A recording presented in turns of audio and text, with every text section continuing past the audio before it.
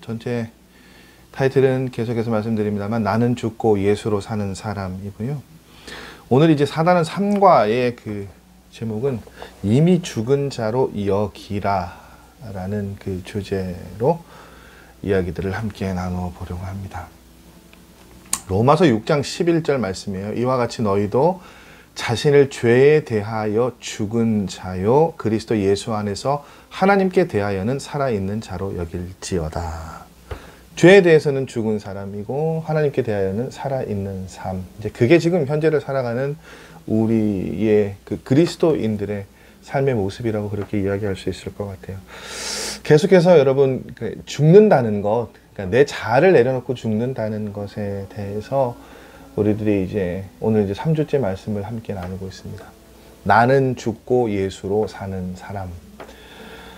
참 어려운 것 같아요. 제가 오늘 새벽에 이 새벽 기도회 때도 말씀을 선포하면서 고백을 했지만 특별히 이 3과의 말씀을 나누면서 그러니까 사단원 전체의 말씀을 나누면서 참 제 마음에 어려운 것이 저는 이제 이 이야기들을 말씀을 준비하고 함께 쭉 나가면서 자꾸 스스로를 돌아보게 되는데 저는 완전히 그럼 자아를 내려놓았느냐 그렇지를 못한 거예요. 그러니까 아직도 저도 역시 그 자아와 싸우고 있고 완전히 나를 죽이고 내려놓는 일들이 참 어려운 것을 봅니다.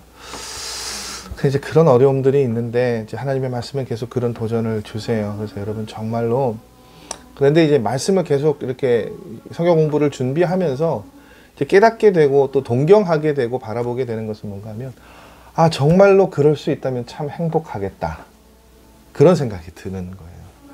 그러니까 여러분 그러시죠. 그러니까 그런 마음들이 그런 도전들이 함께 일어났으면 좋겠다라고 그렇게 말씀드리고 싶습니다. 혹시 찬양 소리가 들리시나요? 지금 수요일 오후에 제가 녹화를 하는데 아마 오늘 청년들이 그 특송 준비하느라고 찬양을 지금 연습을 하는 것 같아요. 그래서 혹시 이렇게 간간히 강의 시간에 소리가 들리더라도 조금 양해해 주시면 감사하겠습니다. 자, 계속해서 우리가 사단원의 말씀을 쭉 나누면서 어떤 내용들을 우리가 쭉 살펴보고 있습니까? 죽지 않은 자아가 어떤 문제를 일으키는지 그것에 대해서 살펴보았어요. 사실은 이제 말씀은 선명하게 우리에게 그걸 가르쳐 주고 계시죠. 우리의 자아가 죽어야 된다고요. 근데 여러분 어떻게 하면 우리가 우리의 자아를 죽일 수 있을까요? 참 어려운 것 같거든요. 그러니까 저도 그런 고백들은 하거든요. 내가 죽여야지. 내 자아를 죽여야지. 내 자아를 죽여야지. 그러는데 애를 쓰는데 안 되는 거예요. 근데 여러분 오늘 이 텍스트는 뭐라고 이야기합니까? 우리가 분명하게 인식하고 알아야 될 것은 우리의 자아가 이미 어떻게 해요? 죽었다는 거예요. 그러면서 굉장히 저한테는 좀 충격적인 표현인데 어떤 표현이 있는가 하면 자아가 죽었다는 것이 어떤 신앙적으로 높은 단계에 있는 또 오랜 경험이나 연륜을 가진 사람들이 고백하는 것이 아니라 이게 뭐라고요?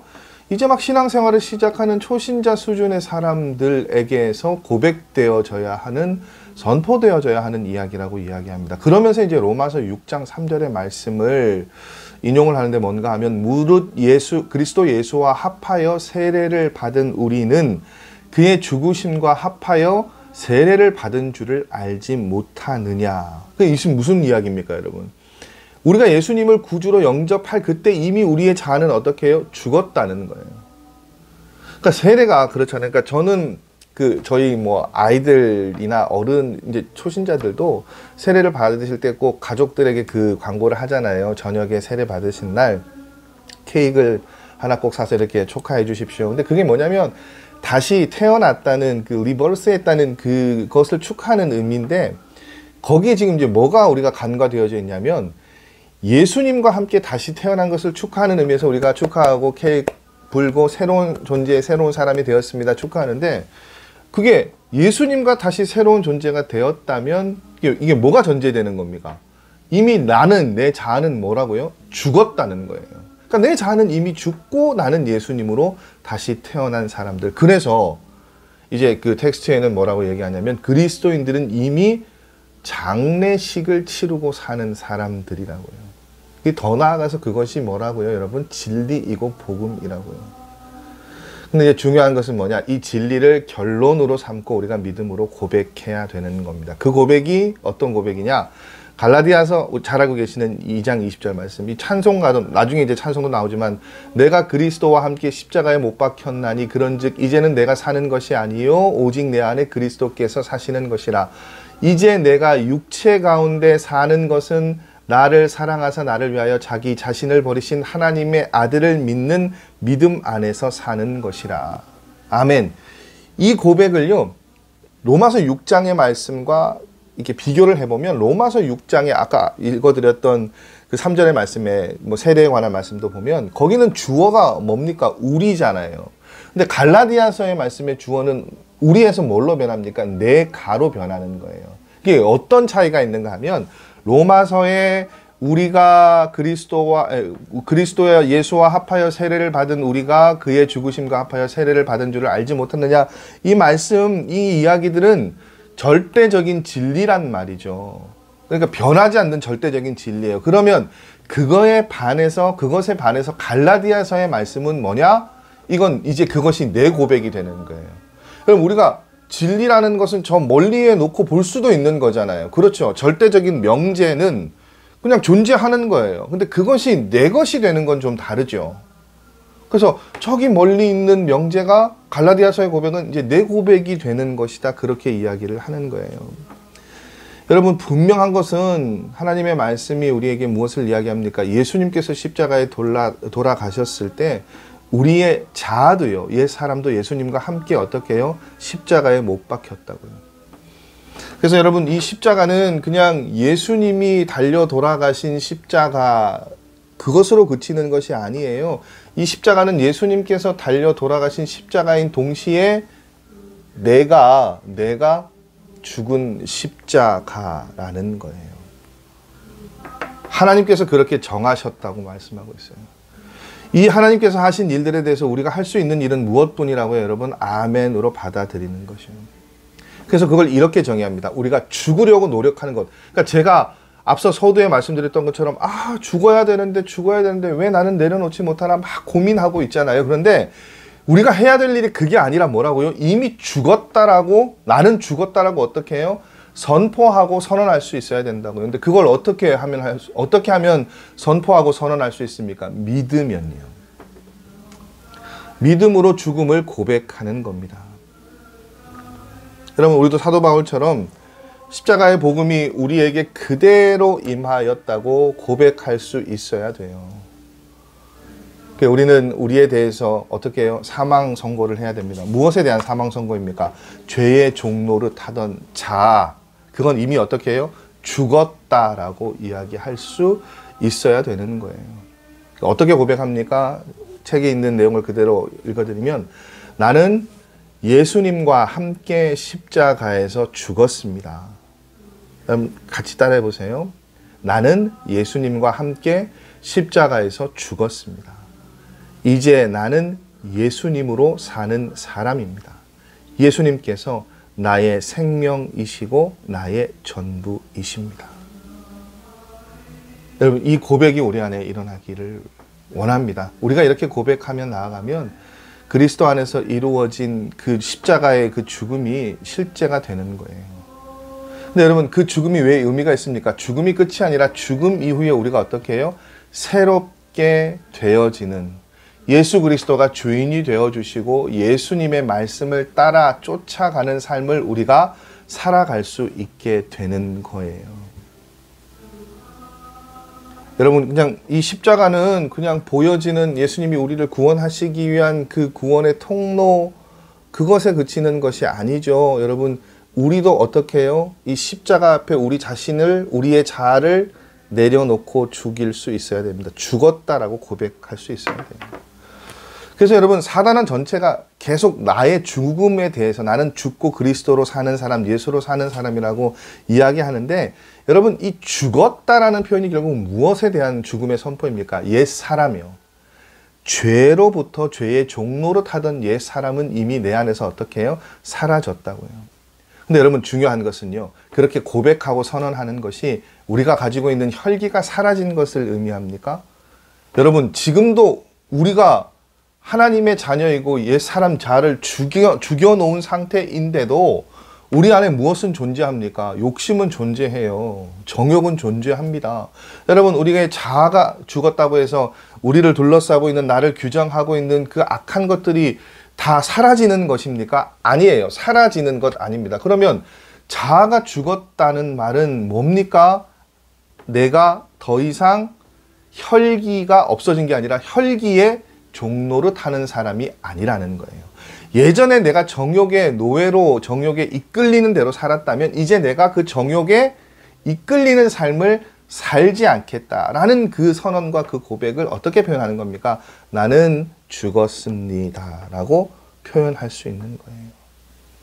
그러니까 그런 여러 가지 죄악된 것들이 여전히 나를 엄습해오고 떠올리고 나를 유혹하고 나를 죄악의 자리에 이끌 때 여러분 우리가 어떻게 할 수 있다고요? 내가 선언할 수 있어야 된다는 거예요. 뭐라고요? 나는 이제 더 이상 죄의 종노릇을 하는 사람이 아니다. 그런 나는 어떻다라고요? 죽었다라고요. 나는 이제 예수님의 생명으로 사는 사람이다. 그렇게 선언하는 거예요. 그렇게 선포하게 될 수 있는 그 변화가 뭡니까? 내가 이미 죽었다라는 것들을 이야기하는 거예요. 그래서 여러분 중요한 것이 뭡니까? 우리가 죽었다는 것, 이게 참 중요한 거예요. 근데 이제 우리가 죽지 않았다고 계속해서 이야기하는 것은 이게 왜 심각하냐 하면 여러분 죽지 않았다고 하면 넥스트 스텝을 갈 수가 없는 거예요. 그러니까 우리가 그리스도와 동행할 수도 없고 그리스도와 함께 살아갈 수도 없고 그냥 우리는 어떻게 해요? 계속 내 자아를 가지고 내 자아가 중심이 되는 삶을 살아가는 거예요. 그러니까 한 걸음도 하나님의 자녀로 변할 수 없는 것이죠. 그러니까 우리가 변화되어지는 첫 단계가 뭡니까? 내 자아를 죽이는 거예요. 그게 안 되면 어떻게 되는 거예요? 우리는 그냥 계속해서 그 자아를 가지고 종교적인 활동을 하는 것밖에 안 되는 거예요. 그러니까 여러분 그것들은 우리에게 뭐 전혀 아무런 유익이 되지 못하죠. 로마서 6장 8절의 말씀 보십시오. 만일 우리가 그리스도와 함께 죽었으면 또한 그와 함께 살 줄을 믿노니라고 말씀하고 계세요. 그리스도와 함께 죽었을 때 어떻게 해요? 그리스도와 함께 살 수 있다고요. 근데 여러분 이 말씀이 우리에게 무엇을 얘기합니까? 우리가 앞으로 다시 산다고요? 아니요. 이미 다시 살아났다고요. 여러분 예수님의 십자가의 복음을 내 복음으로 고백할 수 있는 일들이 일어나야 됩니다. 여러분 이제 텍스트 보시면 한 두 바닥 정도로 이렇게 나의 복음에 대해서 쓰는 게 있죠. 뭘 쓰는 겁니까? 내 자아가 죽지 않았을 때 내가 어떤 삶을 살았는지를 먼저 한번 고백해 보십시오. 그리고 난 다음에 이어지는 고백은 뭡니까? 그런 내가 십자가에서 예수님과 함께 이제 죽었습니다라고 고백하시고 예수님과 함께 죽었다면 내가 어떤 삶을 살아갈 수 있을지를 그 두 바닥을 통해서 한번 써보시면 좋을 것 같아요. 여러분 이건 지금 긴 시간을 드릴 수 없으니까 여러분 그 부분들은 한 주간 이 강의가 마쳐지고 나면 꼭 이렇게 채워주셨으면 좋겠습니다. 그렇게 여러분 자아를 죽이고 이미 죽은 내 자아는 죽은 사람으로 여기고 살아가는 그 삶의 걸음들이 여러분 찬양 소리가 들리십니까? 누가 저렇게 열심히 부르는지 모르겠는데 여러분 그냥 우리가 이렇게 다른 거 할 때도 교회에서 이렇게 강의하면 이렇게 그 음악을 이렇게 쭉 깔아주는 것처럼 그렇게 여겨주시면 좋겠어요. 여러분에게는 좀 크게 안 들렸으면 좋겠는데 저는 이거 굉장히 크게 들리거든요. 그래서 제가 토요일날 오후에 이렇게 사실은 좀 이렇게 교회에서 아니면 집에 가서 혹은 어디서 이렇게 설교를 좀 따로 이렇게 쓰려고 해요.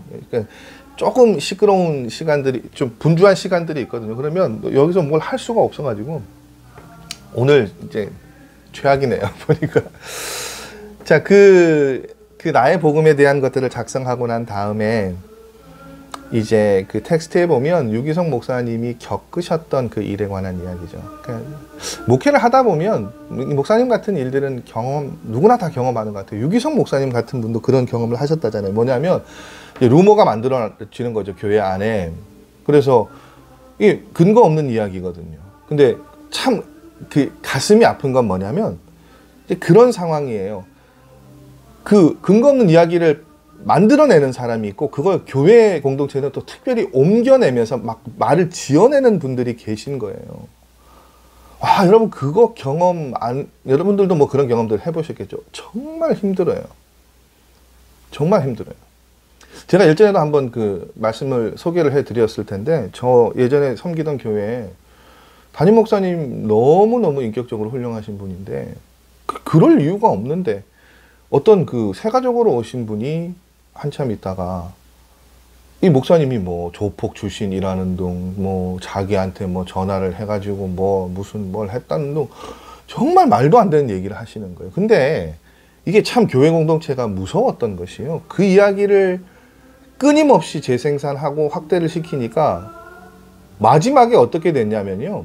장로님들께서, 그때 제가 행정 목사니까 저한테 오셔가지고, 목사님 이런 소문이 있는데 우리가 이분을 당회로 소환을 해서 조사를 해봐야 되지 않겠습니까? 그래서 제가, 장로님 그걸 왜 당회로 불러서 소환을 합니까? 그러니까 이제 장로님은 뭐 계속 얘기들이 도니까 좀 정리를 해야 되지 않겠습니까?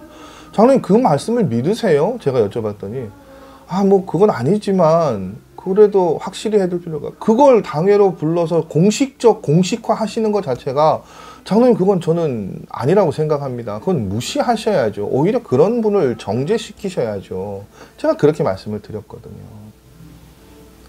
근데 저도 대원교회 와서 그런 비슷한 얘기를 들은 게 있어요. 정말 얼토당토하는 얘기인데 그 얘기를 하시는 거예요. 목사님 뭐 이런 소문들이 있던데요. 저 똑같은 마음이었으니까, 제가 이제 담임 목사가 돼서 제가 부교육자가 아니니까 그런 말씀을 제 스스로 드리지 못하지만, 그 말씀을 전하시는 분이 그걸 저한테 전하실 게 아니라 어떻게 해야 되는 겁니까? 그 말을 하는 사람에게 어디서 그런 얘기를 하느냐, 왜 그런 근거 없는 얘기를 하느냐, 그렇게 정리를 하셔야 되는데 그걸 저한테 물으시는 거예요. 그런 상황을 경험하게 되면 여러분 정말 마음이 상해요.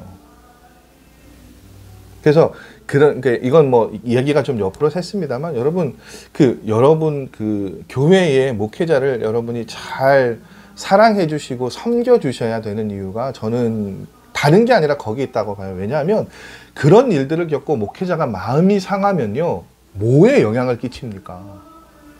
당장 말씀을 준비하는 시간, 말씀을 선포하는 시간부터 마음이 상하고 속이 상하면 어떻게 돼요? 그게 제대로 준비가 안 되지잖아요.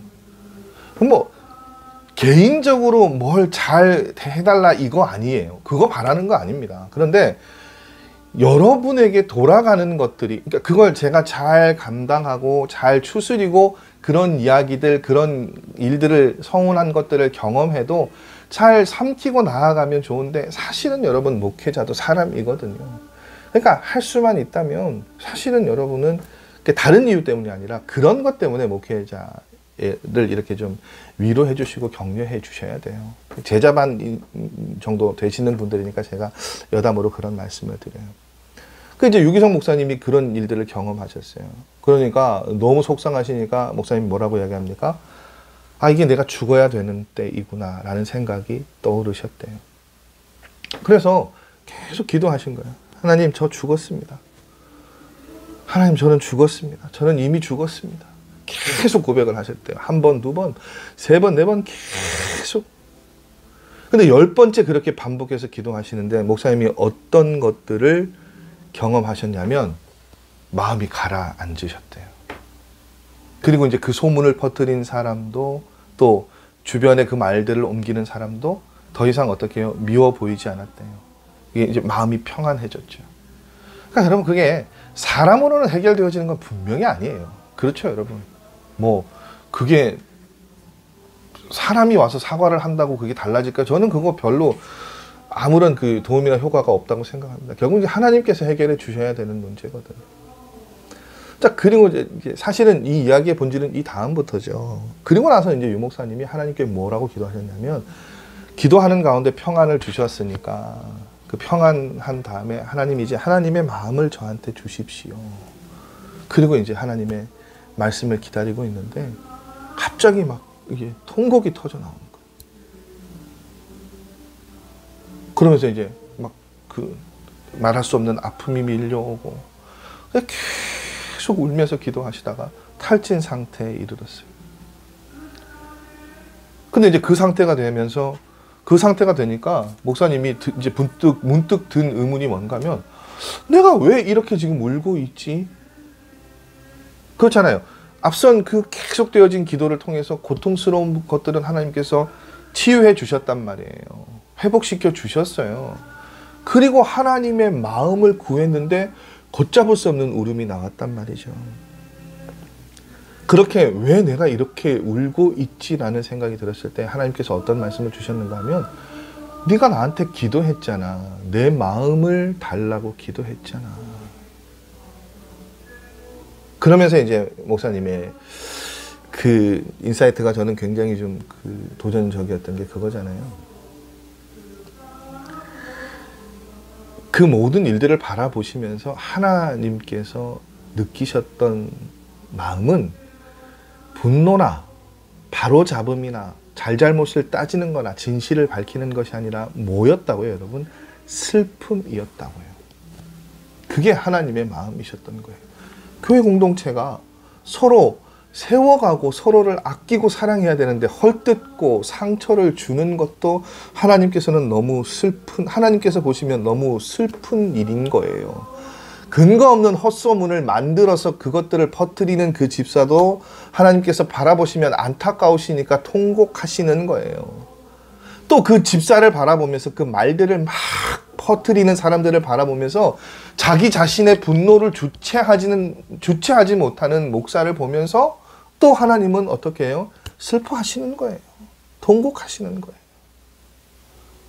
근데 중요한 포인트는 뭡니까? 하나님의 통곡하심과 슬퍼하심과 뭐 여러 가지가 있습니다만 이 과정을 한번 보세요. 목사님이 그 하나님의 마음, 슬픔, 통곡하심을 언제 깨달았습니까? 나를 죽였을 때요. 내가 죽고 난 다음에. 그 다음에 어떻게 해요? 하나님의 마음을 알게 되었죠. 여러분, 예수 그리스도 안에서 우리 죽음이 실제가 되면 모든 게 다 어떻게 됩니까, 여러분? 바뀌어요. 여러분, 제가 이 지점부터 정말 이걸 풀어내기가 어렵더라고요. 제가 막 뭐 여러 가지 상황들 때문에 막 이 마음이 좀 힘든 시간들을 좀 보내고 있는데 이게 그런 것들이 다 사라져야 되는데 사라지지가 않는 거예요. 근데 뭐라고 이야기합니까? 이 책에서 뭐라고 이야기하냐면 예수님 안에서 죽음이 그냥 뭐 이렇게 표현하거나 우리가 그냥 이론적으로가 아니라 그게 실제가 되면 어떻게 된다고요? 우리의 모든 문제가 바뀐다고요. 원망이든 욕심이든 두려움이든 걱정이든 뭐 모든 그 조바심이 다 사라진다고요. 그럼 그 뭐 두려움이든 미움이든 걱정이든 원망이든 그것들을 그런 감정들의 중심에 뭐가 있으면 그런 것들이 오롯이 내 것이 됩니까? 내가 주체일 때는요. 근데 그런 내 자아가 죽어버리면 어떻게 해요? 그게 더 이상 문제가 되어지지 않는 거예요. 내가 죽었는데요. 걱정하고 원망되어지는, 두려움되어지는, 미운 그 모든 중심에 있던 내가 죽어버리면 그건 더 이상 문제가 되지 않아요. 그리고 어떻게 될 수 있다고요? 우리는 언제나 예수 그리스도 안에서 기뻐하고 감사하고 사랑할 수 있는 사람이 될 수 있다고요. 여러분 정말 저하고 여러분이 그런 사람이 되었으면 좋겠어요. 언제고 어느 때고 내 자아가 이미 소멸되어지고 사라졌음을 선포하고 그리고 그 안에서 예수 그리스도 안에서 자유한 삶을 우리가 살 수 있는 삶이 되었더라고요. 여러분, 많은 그리스도인이 내 자아가 죽었다는 사실을 받아들이기가 참 어렵습니다. 왜냐하면 그렇잖아요. 내가 죽었다면 이런 게 생기면 안 되잖아요. 감정도 생기면 안 되고 서운함도 생기면 안 되고 분노도 일어나면 안 되고 그런 게 없어져야 되는데 여전히 내가 그대로이란 말이죠. 그러니까 난 변한 게 없는 것 같아요. 그런 것들이 여전히 나와 함께 있고 나를 엄습해오고 있고 그 내 삶의 일부고 나라는 사람의 여러 가지 요소 가운데 떠나지 않는 요소인 것을 보면 나는 죽지 않은 것 같아요. 근데 여러분, 우리의 죄가 사함받고 우리 옛사람이 죽은 증거가 뭐라고 책은 이야기합니까? 성령님이요. 성령께서 우리 안에 거하신 것을 보면 하나님께서 우리 죄를 사하시고 우리 옛사람이 죽었음을 인정하신다는 사실을 알 수 있다고요. 여러분, 우리가 예수 그리스도를 영접하면 성령님께서 우리 안에 오십니다. 그리고 그 성령님께서 오셨다는 것은 곧 뭐라는 거예요? 내 안에 자아가 나의 옛사람이 죽었다는 거예요. 그렇잖아요, 여러분. 실제로 우리가 한 사람, 그냥 조금 특별한 사람, 나에게 영향력을 끼치는 사람과 함께 있으면 여러분, 내가 어떻게 됩니까? 내가 먼저 되어집니까? 아니죠. 그 사람이 우선 되어지죠. 예를 들어서 뭐 사랑하는 사이이면 내가 내 사랑하는 아내, 뭐 사랑하는 남편을 위해서, 부부가 되면 또 그런 게 좀 멀어지실 수도 있으니까, 그럼 연애하실 때 그 사랑하는 대상, 내가 하고 싶은 거 많죠. 그런데 어떻게 합니까? 상대방에게 맞춰지잖아요. 사랑하는 사이가 아니더라도. 예를 들어서 여러분, 제가 부교육자 때 그런 거 있잖아요. 담임 목사님 계시고 부교육자가 있는데, 부교육자가 참 치사합니다만 제가 먹고 싶은 거 먹을 수 있습니까? 점심 먹을 때 안 돼. 제 예전에 저희 그 교회 사역할 때 한 11시 반쯤 되면 꼭 저한테 전화가 와요. 뭐가 전화가 오냐면 사무관사가 전화해요. 목사님 점심 뭐 먹을까요? 이게 직장이나 뭐 교회도, 사역자들이 많은 교회는 직장이나 다를 게 없어요. 그 점심 메뉴 정하는 게 정말 곤욕이에요. 그럼 뭐 제가 뭐 이런 거 저런 거 얘기를 막 하죠. 그러면 결국은 그 여러 가지 가운데 선택은 누가 합니까? 대장 목사님이 하는 거예요. 목사님 드시고 싶은 거 드시는 거예요. 제가 뭐 그 4가지, 5가지, 6가지 얘기하면서 다 저 먹고 싶은 거 얘기했을까요? 아니에요. 목사님 드실 만한 거, 좋아하실 만한 거. 어제는 뭐 먹었고, 지난주에는 뭐 먹었고, 또 목사님이 뭐 어제 신방 때는 뭐 드셨다. 뭐 이런 거 딱 생각해가지고 저는 없는 거예요. 여러분, 교회를 바라보면서, 사역을 바라보면서 부교육자가 하고 싶은 게 많죠. 그런데 자기 하고 싶은 대로 할 수 있습니까? 못 하잖아요. 그럼 담임 목사님 하시는 대로 쫓아가고 따라가야 되죠. 그 어떻게 보면 모든 것들이 포커스가 어떻게 해요? 맞춰진다고요. 여러분, 그 관계 속에 내가 있습니까? 내 생각, 내 신념, 내가 하고 싶은 것 있습니까? 없잖아요. 이게 무슨 말씀입니까, 여러분? 좀 특별한 사람만 같이 있어도 내가 하고 싶은 대로 하지 못하는 게 우리의 삶이에요. 그러니까 내가 하고 싶은 대로 하지 못하는 게 다르게 보면 어떤 겁니까? 그냥 내 자아가 죽는 거잖아요. 그렇죠. 근데 성령님께서 우리 안에 계시면요, 그럼 뭐 더 말할 것도 없죠. 그래서 그 유명한 고린도전서 15장 31절 말씀, 바울 사도의 고백, 어떤 고백입니까? 형제들아, 내가 그리스도 예수 우리 주 안에서 가진 바 너희에게 대한 나의 자랑을 두고 단언하노니 나는 뭐라고요? 날마다 죽노라.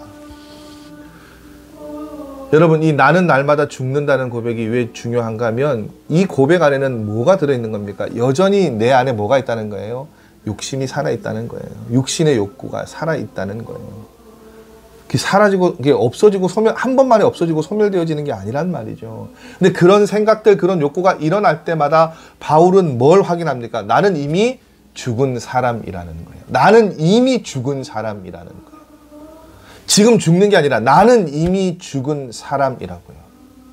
이미 나는 죽었고 내 안에 예수 그리스도께서 나의 삶을 어떻게 해요? 이끄신다고 이야기하는 거예요. 그러니까 여러분, 오늘 사단원 3가의 말씀은 이제 그것들이 가장 핵심적인 내용이에요. 갈라디아서 2장 20절 말씀, 이게 찬송으로도 되었죠. 내가 그리스도와 함께 십자가에 못 박혔나니, 뭐 그런 식의 찬송이 있죠. 그래서 이제 목사님 마지막 글을 보면 그 찬송을 수련회 때 부르시면서 엄청 우신 거예요. 근데 정말 아이러니한 것은요, 찬송은 내가 그리스도와 함께 이미 십자가에 못 박혀서 내가 죽었다라고 고백하고 있는데, 그 찬송을 부르면서 울었던 이유는 뭐냐면 내가 아직 안 죽었다는 거예요. 그게 우리의 모습이지 않습니까? 주님, 저 정말 죽고 싶은데 아직도 안 죽었어요. 정말로 죽게 해주십시오. 내 자아를 죽여주십시오. 죽여주십시오. 우리가 그렇게 고백한다는 거예요. 이미 죽었다고 노래하면서 마음속으로는 안 죽었습니다. 죽었습니다. 죽여주십시오라고 이야기하는 것이죠. 여러분, 우리는 이미 죽은 사람들이에요. 우리의 자는 이미 죽었습니다. 예수 그리스도와 함께 십자가 상에서 죽었어요.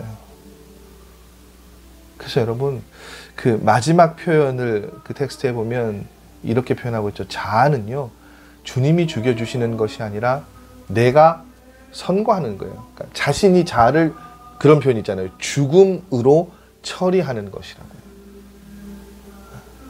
이미 죽은 자로 여기고 살아가실 수 있어야 됩니다. 분명히 다시 한번 말씀드립니다. 여러분, 우리의 자아는요, 이미 죽었어요.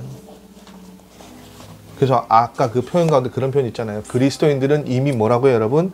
장례식을 치르고 사는 사람들이라고요. 예수님이 십자가에 달려 돌아가실 때 여러분, 우리 옛사람도 그 십자가 상에서 함께 못 박혔습니다. 그러니까 우리에게 필요한 건 죽으려고 노력하는 것이 아니라 뭡니까, 여러분? 이미 나는 죽었다라고 고백하고 선언하는 거예요. 그 경험들을 우리가 날마다 할 수 있었으면 좋겠습니다. 미움도, 두려움도, 원망도, 불평도, 걱정도, 서운함도, 내 안에 내 자아가 소멸되어지고 이미 사라졌기 때문에 같이 사라지는 삶을 살고 싶어요. 살 수 있었으면 좋겠습니다. 정말로 하나님께서 주시는 그리스도 안에서 모든 것들을 바라볼 수 있는 삶을 저도 살고 싶고 여러분도 살아가셨으면 좋겠어요. 우리는 여러분 이미 십자가 상에서 죽은 사람들입니다. 이미 죽은 사람이고 우리는 예수 그리스도와 함께 살아가는 삶이요, 사람들이요, 생명입니다. 그것들이 우리에게 기쁜 소식이 되기를 원하고 또 그러한 마음으로 우리가 하루하루의 삶을 살아갈 수 있었으면 좋겠어요. 이것들이 정말 우리 안에서 바르게 작용되어지고 온전하게 작용되어지면 정말로 여러분 우리의 삶은 놀랍고 아름답게 변화되어질 수 있습니다. 그런 변화들을 우리가 날마다 경험하면서 살아갈 수 있었으면 좋겠어요. 새로운 한 주간도 그런 변화를 위해서 꿈꾸시고 또 내 자아가 이미 죽었음을 선언하시고 선포하시고 믿음으로 그것들을 날마다 경험하실 수 있는 일들이 일어나시기를 바랍니다. 계속 말씀이 거듭되어지고 있습니다. 조금씩 우리가 예수님의 사람으로 삶이 변화되어지는 일들이 경험되어졌으면 좋겠어요. 처음 시작 때보다 지금 조금 이렇게 부침이 좀 있으실 텐데 대략적으로 보니까 출석 이렇게 체크를 해주시는 분이 한 20명 남짓 이렇게 왔다 갔다 하시는 것 같아요. 그러니까 처음에 한 40명쯤 시작하셨다가 중도에 좀 이렇게 탈락하시는 분들이 계시죠. 근데 뭐 이제 그렇게 탈락하고 나가시는 분들에 대해서까지는 제가 이제 뭐 신경을 쓰고 그러지는 않고요. 이 자리에 오시는 분들에게는 더 좀 이분들에게 조금 더 집중하면서 이 과정들 계속 했으면 좋겠습니다. 늘 그러니까 저한테도 하는 다짐입니다만 여러분들 그냥 제가 이곳에서 목회하는 동안 목요일 오전 시간은 온라인을 통해서 하나님의 말씀을 함께 나누고 짧은 주제 하나라도 그것들을 묵상하고 그것들을 내 삶에 장착시키는 시간이다. 여러분 그렇게 생각하시고 쭉 이어가시면 참 좋을 것 같아요. 성경 공부가 맞춰지니까 찬양도 이제 어느 정도도 좀 맞춰지고 조용해졌네요. 여러분 한 주간도 그렇게 말씀을 통해 내 자아를 잘 다스리고 하나님과 더불어 승리하시는 삶을 살아가실 수 있는 여러분들 귀한 걸음들 되셨으면 좋겠습니다. 2월도 벌써 세 번째 주간이 지나가고 있네요. 시간이 참 빠른데 우리 모든 제자반원들 건강하시고 평안하시고 그렇게 한 주 한 주 또 하루하루의 삶을 잘 살아내시기를 바랍니다. 저는 다음 주 이 시간에 다시 뵙도록 하겠습니다. 오늘도 수고 많으셨습니다. 한 주간도 승리하시고 다음 주에 뵙겠습니다. 안녕히 들어가십시오.